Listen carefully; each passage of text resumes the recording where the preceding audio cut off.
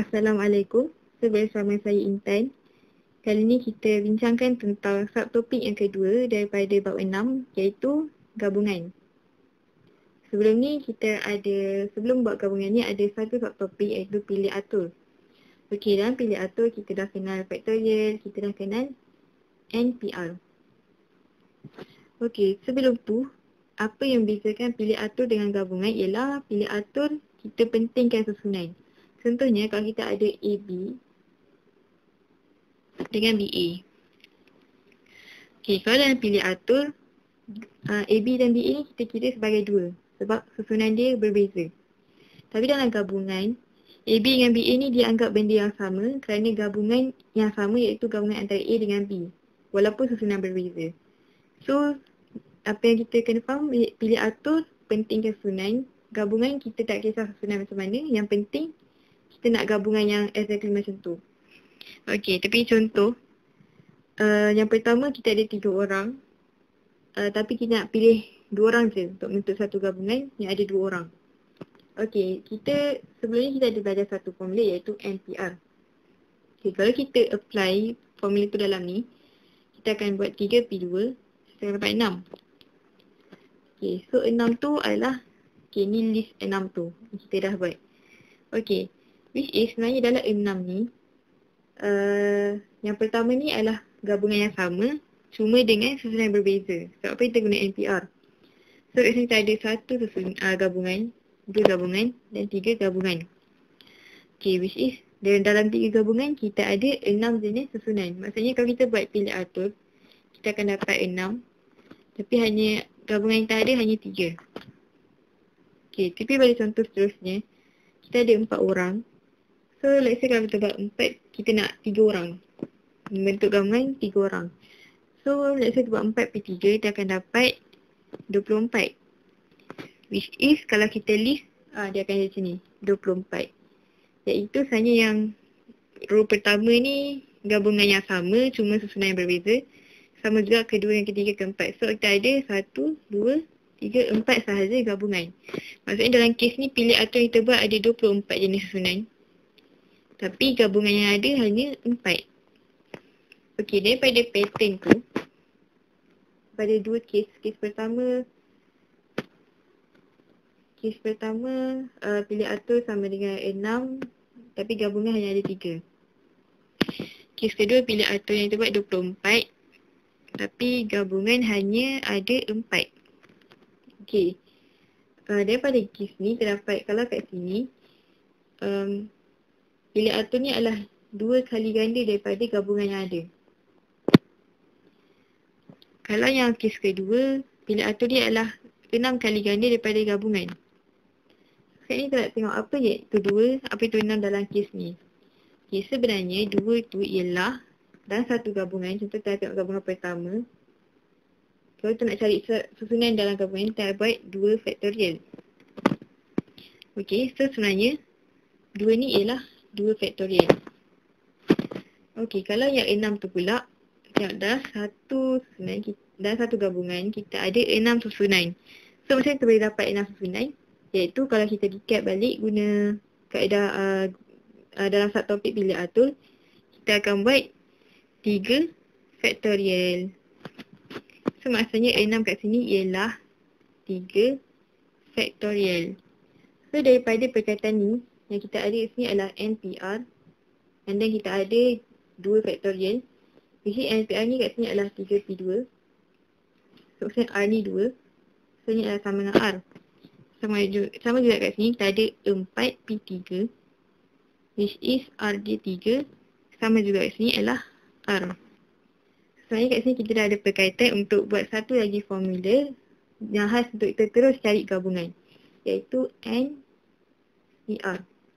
Okay, NPR ni saya terdapat formula ialah daripada NPR tadi, tapi kita bahagikan dengan R faktorial. So kalau formula penuh je ialah N faktorial bahagi N tolak R faktorial. So semua ni bahagi R faktorial. So bila kita pemudahkan, dia akan jadi N per faktorial bahagi N tolak R faktorial darab R faktorial. So inilah NCR yang kita guna terus untuk cari gabungan. Okey. Sekarang kita pergi kepada dua jenis soalan untuk bezakan situasi pilih atur dengan situasi gabungan. Okey, contoh yang pertama. Sebuah persatuan mencalonkan 10 orang murid bagi mengisi jawatan pengurusi, timbalan pengurusi dan setiausaha. Berapakah dengan cara jawatan tersebut boleh diisi? Ini soalan saya dah kongsi dalam bab pilih atur. Okay, so kat sini kita guna 10P3. Kita guna NPR. Sebab apa kita guna P? Kita akan dapat 720. Sebab apa kita guna P? Sebabnya, okay, kita ada 10 orang dan kita nak 3 orang. Tapi 3 orang tu dia akan isi jawatan berbeza masing-masing. Pengurusi, timbalan pengurusi dan setiausaha. So dekat sini pentingnya susunan supaya sebab 3 benda yang berlainan. So kita kena susun.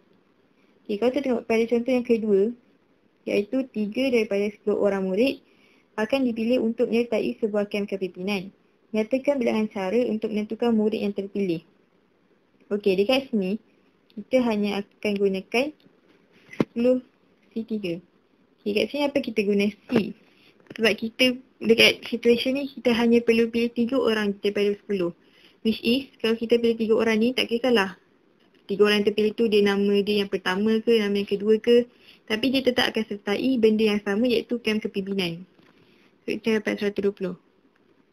Beza dengan tadi, kalau kita pilih contoh ada student A, student B, student C. Contoh kalau kita pilih student A dulu. So student A akan jadi pengurusi. Student B akan jadi timbalan pengurusi. So dia dua benda yang lain. Kalau kita ambil B, A, C. Kalau kita ambil B, A, C. Yang B akan jadi pengurusi, A akan jadi timbalan pengurusi. Tapi dalam kes ni tak ada beza pun. Kalau kita pilih nama A dulu ke, nama B dulu ke, tetap semua tu akan sertai benda yang sama. Okay, so tu satu jenis situasi yang berbeza. Okay, kita pergi pula satu lagi situation. Okay, which is kita ada 6 number, 5, 3, 9, 6, 1, 4. Okay, situation pertama kita nak buat lucky draw. Contoh kita nak ambil 3 daripada nombor tu untuk bagi 3-3 tu hadiah yang sama. Okay. So apa yang kita perlu buat? Kita baca sebab 6C3 untuk kita tahu jenis gabungan 3 nombor yang kita akan dapat. Okay, kenapa dia guna 6C3? Sebab tak kisahlah susunan macam mana, tapi yang penting kita nak tahu 3 nombor mana yang dapat. So 6C3 kita akan dapat jawapan 20. Okay, situation kedua, kita nak petik 3 nombor daripada 6 tu untuk bentuk satu passcode yang terdiri daripada 3 digit number. So dekat sini kita akan buat 6 P3. Okay, sebabnya kita nak pilih dan susun. So kita akan dapat 120. Okay. So itu bezanya. Bila benda yang melibatkan susunan, kita mesti guna P. Bila benda yang kita hanya nak pilih, kita akan guna C. Okay, so saya terus ke contoh yang terakhir. Sebuah hari keluarga disertai 4 keluarga, terdiri pada 8 dewasa dan 17 kanak-kanak. Nyatakan bilangan cara 6 cabutan bertuah dapat diberikan jika A tiada syarat dikenakan. Maksudnya tak kisahlah kanak-kanak ke dewasa yang terima 6 cabutan bertuah tu. So kita boleh just simply buat okay, jumlah orang yang ada 8 tambah 3 25. So kita boleh just simply buat 25 C 6.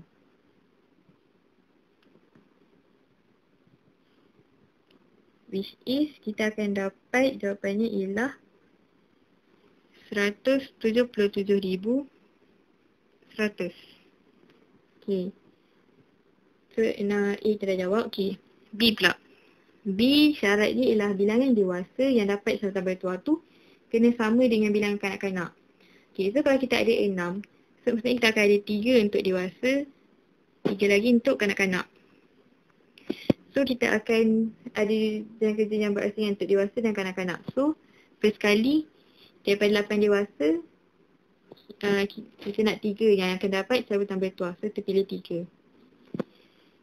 Daripada yang kedua tu 17 kanak-kanak, kita akan pilih 3 untuk dapat cabutan bertuah. So kita akan dapat 56 darab 680. So jawapannya akan jadi 38,080. Okay. Okay, so A dah settle, B dah settle. Kita tengok C. Okay, C, bilangan kanak-kanak perlu melebihi bilangan orang dewasa. Okay, so kalau kita ada 6 sebutan bertuah, kita akan ada, kalau kita nak kanak-kanak mesti lebih daripada orang dewasa. So kita ada 4 kanak-kanak, 2 dewasa. Ataupun boleh jadi 5 kanak-kanak, 1 dewasa. Ataupun sebabkan syarat dia tak kata pun yang mesti dua-dua golongan ni dapat. So boleh juga jadi 6 kanak-kanak. Okay. So dalam kerja kita akan jadi pertama 17 C4, which is kita nak 4 kanak-kanak daripada 17 orang tu, darab dengan 2 orang dewasa, so 8 C2. Okay, ni untuk yang pertama tu. Okay, untuk yang kedua kita akan buat nak 5 orang kanak-kanak daripada 17, so 17 C5 darab dengan 8 C1. Okay, yang terakhir semua kanak-kanak yang dapat.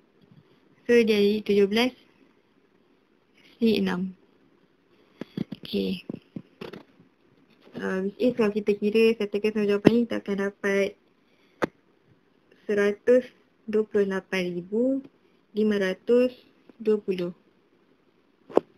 Okay, so itu saja. So actually dia lebih kurang dengan pidato. Dia ada bahagian yang disyaratkan maybe nak daripada golongan yang ni je. So cuma yang paling penting dalam bab 6 ni kita kena bezakan mana satu kita nak guna pilih atur, mana satu yang kita nak guna gabungan. Okay, so kita recap sikit. Bila benda yang melibatkan susunan, contoh macam passcode, macam apa-apalah yang 3 benda yang berbeza, benda-benda yang berbeza, so melibatkan susunan, so kita akan guna NPR. Tapi kalau benda-benda yang melibatkan hanya pilih je, so kita akan guna NCR. Okay, so itu sahaja daripada saya. Sekian, terima kasih.